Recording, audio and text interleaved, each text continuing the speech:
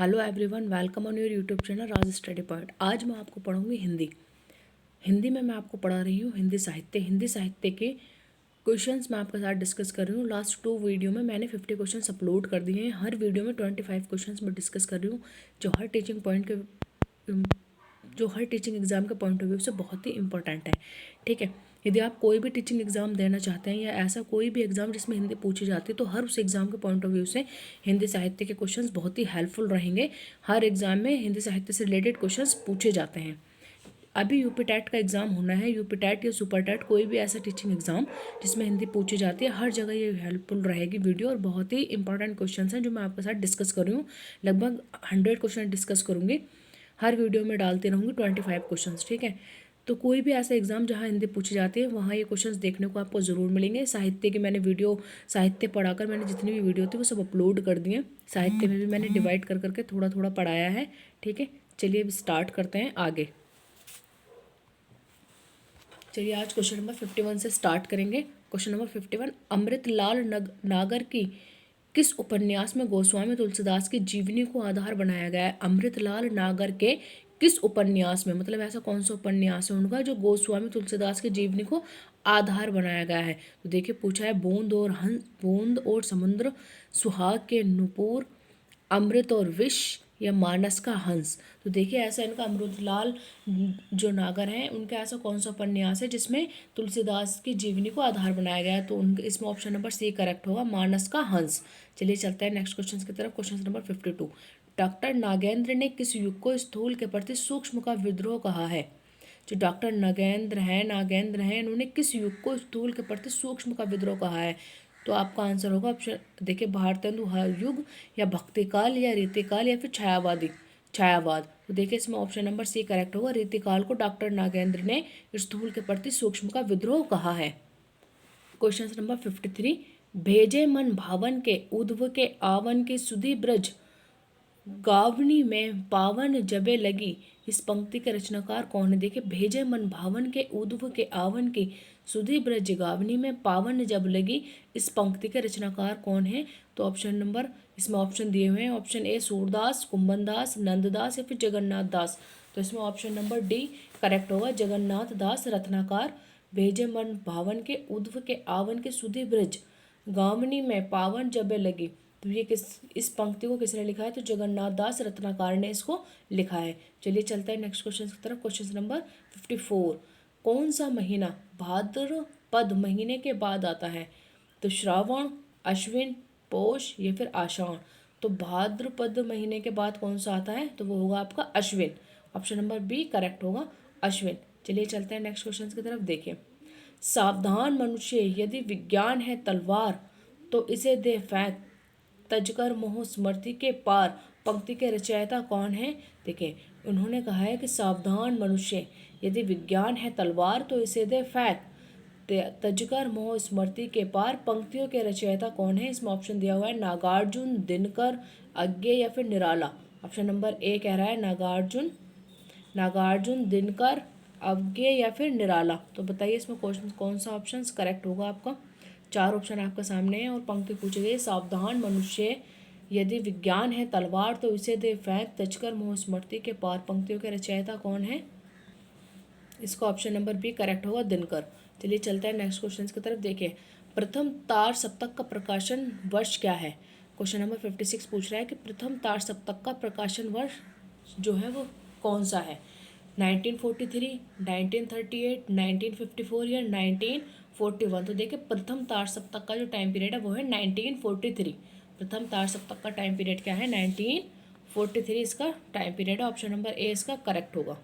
देखिए प्रथम तार सप्तक का मैंने आपको बताया 1943। अगर इसी तरीके से पूछे द्वितीय तार सप्तक का टाइम पीरियड तो वो हो जाएगा आपका द्वितीय तार सप्तक का पूछेगा, द्वितीय तार सप्तक तो उसका हो जाएगा आपका तार सप्तक का टाइम पीरियड पूछे तो हो जाएगा 1951। इसी तरीके से अगर तृतीय तार सप्तक का पूछे, तृतीय तार सप्तक तो इसका हो जाएगा, तृतीय तार सप्तक हो जाएगा 1959। इसी तरीके से पूछेगा चौथे तार सप्तक का, अगर चौथे तार सप्तक का पूछे, जैसे कि यहाँ से अगर उसने पूछे चौथा तार सप्तक तो चौथा तार सप्तक का टाइम पीरियड होगा, ऐसा आप याद रखिएगा, चौथे तार सप्तक का टाइम पीरियड होगा 1979। अभी मैंने आपके साथ चार हैं, चारों डिस्कस करिए। प्रथम तार सप्तक का टाइम पीरियड क्या है 1943, द्वितीय तार सप्तक का टाइम पीरियड क्या है 1951, और तृतीय तार सप्तक का टाइम पीरियड क्या है 1959, और चौथा तार सप्तक का टाइम पीरियड है 1979। ठीक है, ये चारों ही आप अपने माइंड में रखिएगा, एग्जाम में एक पूछा जाएगा कोई भी। जैसे कि यहाँ पूछा गया प्रथम तार सप्तक का टाइम पीरियड बताइए, तो उसमें हो गया 1943, आंसर करेक्ट है। ठीक है, चलिए चलते हैं आगे। तोड़ने ही होंगे मठ और गढ़ सब किसकी पंक्ति है? तोड़ने ही होंगे मठ और गढ़ सब, ये कहा है तोड़ने ही होंगे मठ और गढ़ सब किसकी पंक्ति है? तो निराला की है, नागार्जुन की है, रघुवीर सहाय या फिर मुक्तिबोध। तो तोड़ने ही होंगे मठ और गढ़ सब, देखिए इसको एक ट्रिक के बतौर आप याद करिएगा, ट्रिक के माध्यम से आप इसको माइंड में रखेंगे। देखिए तोड़ने ही होंगे मठ और गढ़ सब, तोड़ना मतलब किसी भी बंधन को तोड़ना मतलब मुक्ति प्राप्त करना, तो आप इसको याद रखिएगा 57 को, तोड़ने ही होंगे मठ और गण सब। तो इसका ऑप्शन नंबर डी करेक्ट होगा, मुक्ति बोध। इसमें आंसर क्या हो जाएगा? मुक्ति बोध। चलिए चलते हैं नेक्स्ट क्वेश्चन की तरफ। हिंदी का कौन सा प्रेम, देखिए हिंदी में कौन सा प्रेमाख्यान कवि एक आंख से काना था? हिंदी में ऐसा कौन सा कवि था जो एक आंख से काना था? कौन सा प्रेमाख्यान कवि जो एक आंख से काना? तो इसमें ऑप्शन दिया है ईश्वरदास, शेख नबी, कुतुबन या फिर जाय सिंह। तो हिंदी का एक ऐसा कौन सा कवि है जो एक आंख से काना था? तो इसका ऑप्शन नंबर डी करेक्ट होगा, जायसी, मलिक मोहम्मद जायसी। ठीक है, चलिए चलते हैं नेक्स्ट क्वेश्चन की तरफ। वह तोड़ती पत्थर देखा मैंने उसे इलाहाबाद के पथ पर। क्वेश्चन नंबर 59, वह तोड़ती पत्थर देखा मैंने उसे इलाहाबाद के पथ पर, उपरोक्त पंक्ति किसकी है? सुमित्रा नंदन पंत की, भवानी प्रसाद मिश्र की, सूर्यकांत त्रिपाठी निराला या फिर नागार्जुन। ऑप्शन नंबर सी इसका करेक्ट होगा, सूर्यकांत त्रिपाठी निराला। वह तोड़ती पत्थर देखा मैंने उसे इलाहाबाद के पथ पर, तो इसका ऑप्शन नंबर सी करेक्ट होगा, सूर्यकांत त्रिपाठी निराला। चलिए, ज्ञानपीठ पुरस्कार किस क्षेत्र में श्रेष्ठ कार्य करने के लिए दिया जाता है? तो देखिए इसमें ऑप्शन दिए हुए हैं कि ऑप्शन इसमें क्या हुआ है, समाज सेवा, सिनेमा, विज्ञान या फिर साहित्य। तो आपका ऑप्शन नंबर कौन सा करेक्ट होगा बताइए? ए बी सी डी, चार ऑप्शन दिए हुए हैं और चार ऑप्शन में कौन सा पूछा हुआ है कि ज्ञानपीठ पुरस्कार किस क्षेत्र में श्रेष्ठ कार्य करने पर दिया जाता है? तो आपका आंसर होगा option number D is correct, साहित्य के क्षेत्र में ज्ञानपीठ पुरस्कार दिया जाता है। जैसे कि महादेवी वर्मा को यामा के लिए दिया गया, महादेवी वर्मा ने जो हिंदी में यामा, हिंदी साहित्य में यामा जो उनका रचना है, वर्क है, उसमें यामा वर्क में उन्होंने दिया है साहित्य अवार्ड उनको मिला है। किसको? महादेवी वर्मा को, यामा के लिए। इसी तरीके से रामधारी सिंह दिनकर को उर्वशी के लिए मिला है। देखिए जितने भी जो कवि हैं उनको जितने भी ज्ञानपीठ पुरस्कार, जैसे कि जिस वर्क के लिए भी ज्ञानपीठ पुरस्कार मिला है उससे रिलेटेड भी एक वीडियो बनाकर मैंने अपने यूट्यूब चैनल राज स्टडी पॉइंट पर अपलोड कर दिए। अगर आपको देखना है कि कौन से कवि को किस वर्क के लिए ज्ञानपीठ पुरस्कार दिया गया है तो आप उसे देख लिएगा, आपके लिए पेपर के पॉइंट ऑफ व्यू से बहुत ही इंपॉर्टेंट हो जाएगा। बस मैंने कुछ ही बताए हैं जिनको मिला है साहित्य पुरस्कार, साहित्य के लिए ज्ञानपीठ पुरस्कार। ठीक है, तो मैंने वो सब डिस्कस किया। चलिए चलते हैं नेक्स्ट क्वेश्चन की तरफ। उदंत मार्तंड हिंदी का पहला पत्र कौन सा है? इसमें ऑप्शन दिया हुआ है उदंत मार्तंड, इतिहास, तिमिरनाशक, बनारस अखबार या फिर हरिश्चंद्र मैगजीन। तो उसने पूछा है कि हिंदी का पहला पत्र जो है वो कौन सा है। तो देखिए इसी तरीके से हिंदी की पत्र पत्रिकाएं भी मैंने वीडियो बनाकर इसी चैनल पर अपलोड कर दिया है राज स्टडी पॉइंट पर। अगर आपने वो नहीं देखे तो आप उन्हें देखिएगा। देखिए इसी तरीके से जितने भी पत्र हैं वो आपको पता चल जाएंगे। हिंदी का पहला पत्र है उदंत मार्तंड। कौन सा है ये? उदंत मार्तंड। पेपर के पॉइंट ऑफ व्यू से बहुत इंपॉर्टेंट है, पूछा जाता है। चलिए चलते हैं नेक्स्ट क्वेश्चन की तरफ। प्रेम सागर किसकी रचना है? प्रेम सागर किसकी रचना है? ऑप्शन दिए हैं आपके पास चार। ठीक है, ऑप्शन चार आपको दे रखे हैं कि प्रेम सागर किसकी रचना है। तो देखिए प्रेम सागर जो है वो किसकी रचना है? मुंशी सदा सुखलाल की या फिर सदन मिश्र की या लल्लू लाल जी की, राम प्रसाद निरंजनी की। तो बताइए ऑप्शन कौन सा करेक्ट होगा? तो देखिए इसका ऑप्शन नंबर सी करेक्ट होगा, लल्लू लाल जी की। प्रेम सागर किसकी रचना है? प्रेम सागर है लल्लू लाल जी की। चिंतामणि किसका निबंध संग्रह है? चिंतामणि क्वेश्चन नंबर 363 पर चले हम। चिंतामणि किसका निबंध संग्रह है? देखिए चिंतामणि किसका है? बाल मुकुंद गुप्त का, हजारी प्रसाद द्विवेदी का, रामचंद्र शुक्ल का या फिर श्याम सुंदर दास का। तो ये चिंतामणि किसका निबंध संग्रह है? यह है रामचंद्र शुक्ल का। और प्रेम सागर किसकी रचना है? प्रेम सागर है लल्लू लाल जी की। प्रेम सागर लल्लू लाल जी की, चिंतामणि रामचंद्र शुक्ल का। तो सारे ही ऑप्शंस मैंने आपके साथ क्लियर करें। ठीक है, चलिए अब चलते हैं नेक्स्ट क्वेश्चन की तरफ। Question number 64। क्वेश्चन नंबर 64, आवारा मसीहा जीवनी में किसका जीवन चरित्र है? बंकिम चंद्र चटर्जी या फिर शरत चंद्र चट्टोपाध्याय, भगत सिंह, जैनेन्द्र। तो देखिए आवारा मसीहा जो जीवनी में किसका जीवन चरित्र है? इन चार ऑप्शन में से जो आवारा मसीहा जीवनी है उसमें किसका जीवन चरित्र का बात किया गया है? तो आपके सामने ऑप्शन रखे हुए हैं, आपको बताना होगा कि कौन सा इसमें करेक्ट है।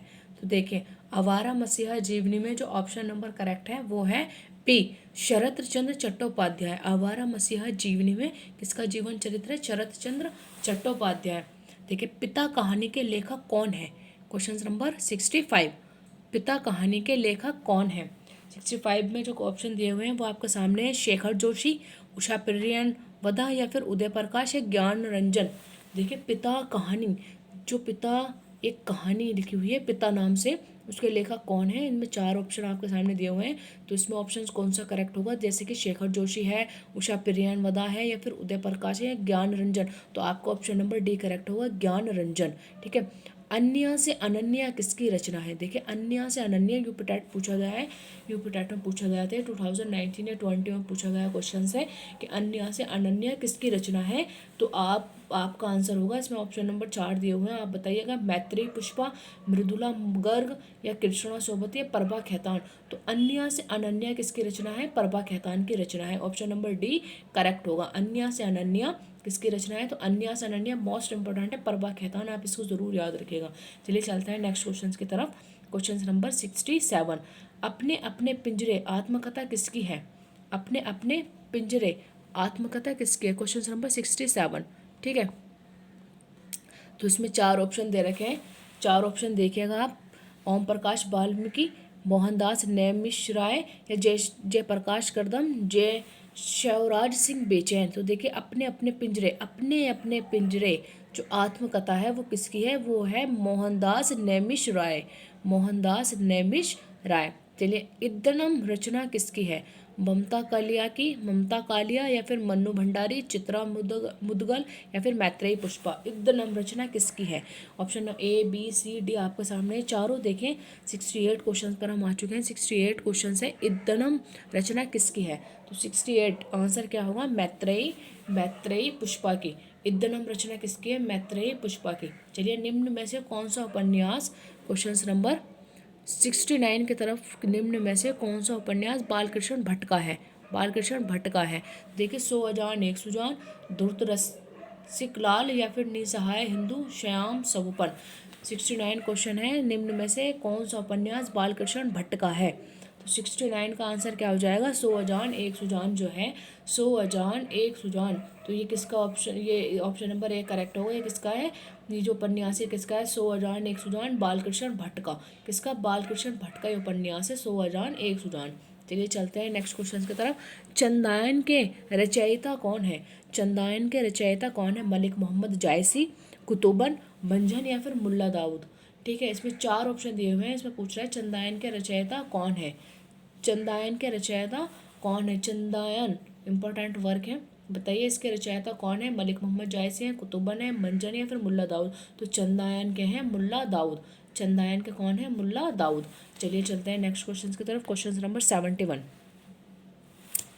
आचरण की सभ्यता किसका निबंध है? आचरण की सभ्यता जो है वो किसका निबंध है? क्वेश्चन नंबर 71, महावीर प्रसाद द्विवेदी या फिर सरदार पूर्ण सिंह, रामचंद्र शुक्ल या फिर पद सिंह। तो बताइए किसका उपन्यास है आचरण? ये निबंध किसका है? आचरण की सभ्यता किसका निबंध है? चार ऑप्शन आपके सामने दिए हुए हैं, चार ऑप्शन में से कोई एक बताना है। आचरण की सभ्यता किसका निबंध है? तो आचरण की सभ्यता है सरदार पूर्ण सिंह का। किसका? आचरण की सभ्यता सरदार पूर्ण सिंह का निबंध है। आचरण की सभ्यता अगर पूछा जाए तो आपको ऑप्शन नंबर बी करेक्ट होगा, सरदार पूर्ण सिंह का।